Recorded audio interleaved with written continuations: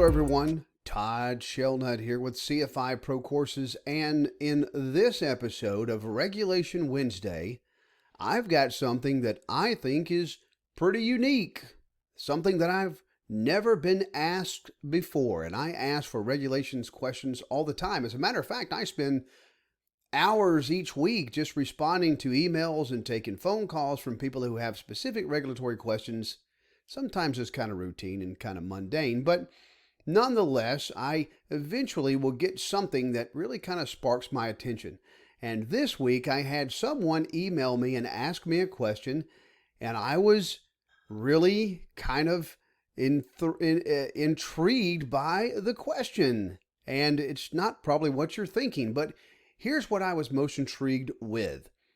The question was, Todd, how and what is the most messed up regulatory guidance that you know of, and how have you had to deal with it?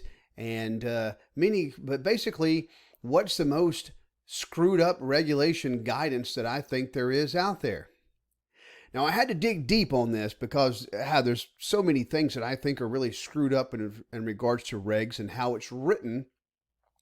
But I'm not a lawyer and I'm not a guidance writer, so I'm not sure why they write it like they do, and they meaning the FAA, the FAA.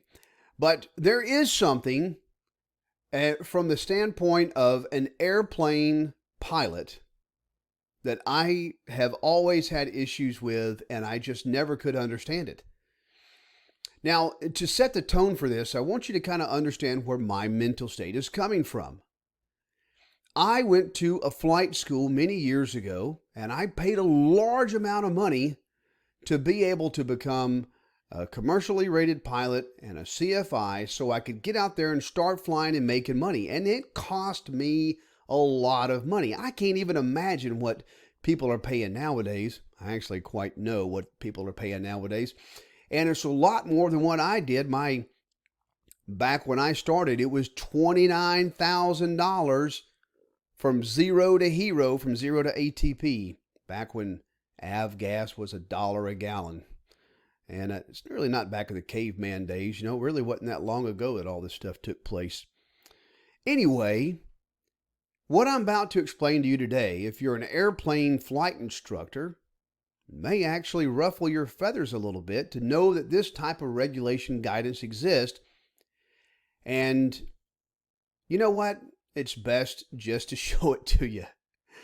Let's look at part 61 here, and let's look at some regs that just kind of ruffles my feather for me being an airplane commercially rated pilot and CFI. Let's take a look.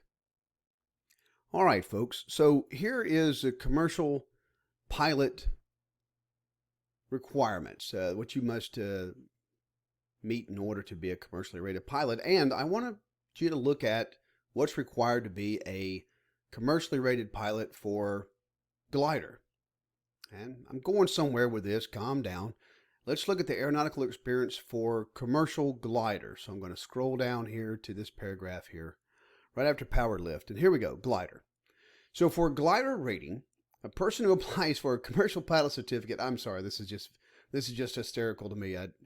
With a glider category rating, must at least have 25 hours of flight time. Okay, so in order to be a commercially rated pilot for glider, you got to have 25 hours of flight time. Unlike the 250 hours of flight time that I had to be an airplane commercially rated pilot. Okay? And but here's the rub. You're only required to have 25 hours of flight time as a pilot on a glider, and that flight time must include at least these 100 flights, which is nothing. You can do that in a weekend.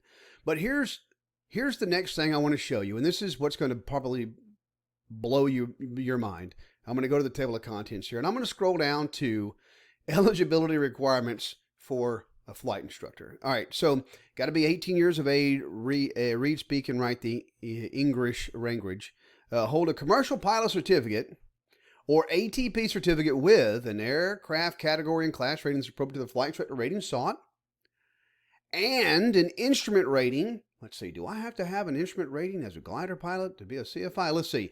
Or privileges on that person's pilot certificate appropriate to their flight instructor rating if applying for a flight instructor certificate with airplane category and single engine class? Nope, that's not me. A flight instructor certificate with airplane category multi-engine class? Nope, that's not me. A flight instructor certificate with power lift or a flight instructor certificate with instrument rating? None of that's me. So what is this saying? This is saying that at 25 hours, I can actually go and start training to be a CFI and fly gliders. Now, what you're probably thinking to yourself is, Todd, how is that helping me as a person who wants to get from zero to hero as quickly as possible and all this other stuff? Well, it's because of getting in the industry and start working and paying your loans and getting flight time. And it's all about the money and the flight time, folks. If you're here and you don't realize that, you're in the wrong channel, because my whole entire channel is about making money and about getting that flight time and moving on. And the flight instructor rating is the quickest way to do it. So let's look at something else to really kind of put this in perspective. And I want to show you some airplanes. Airplanes? No, I want to show you a glider that looks like an airplane. Let's look.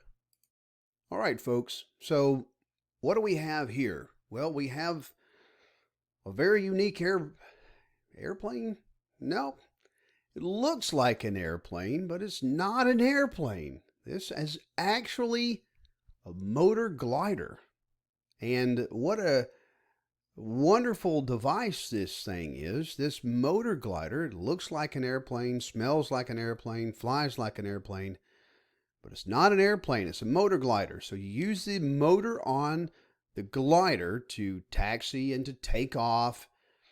And then when you get to altitude, you turn the motor off and it goes into like an auto feather mode.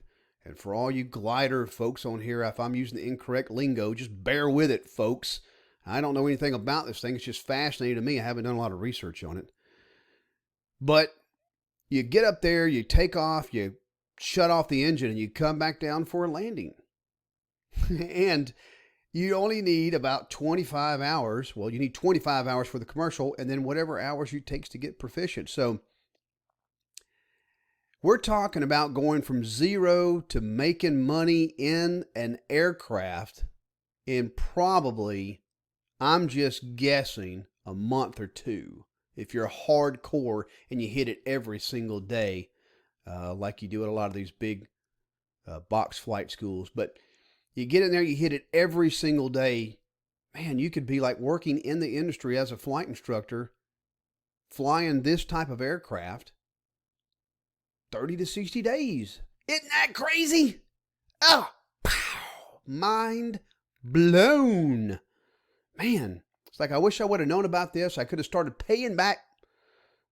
You know, I come to think about it, I wouldn't have to pay back a student loan now, would I? I probably could have just worked all the way through my career. I don't know. I feel kind of cheated now.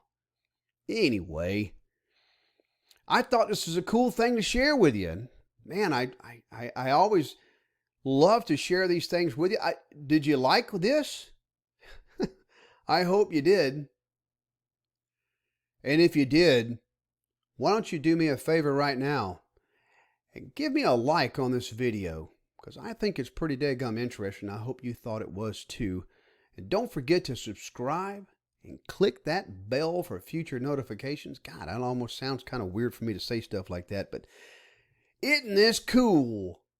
I got so much more regulation stuff that's so incredibly cool to share with you in the future, and I wish you'd come back and visit with me again. I'm Todd Shellnut with CFI Pro Courses, and I can't wait to see you at the airport, and maybe one day on a check ride.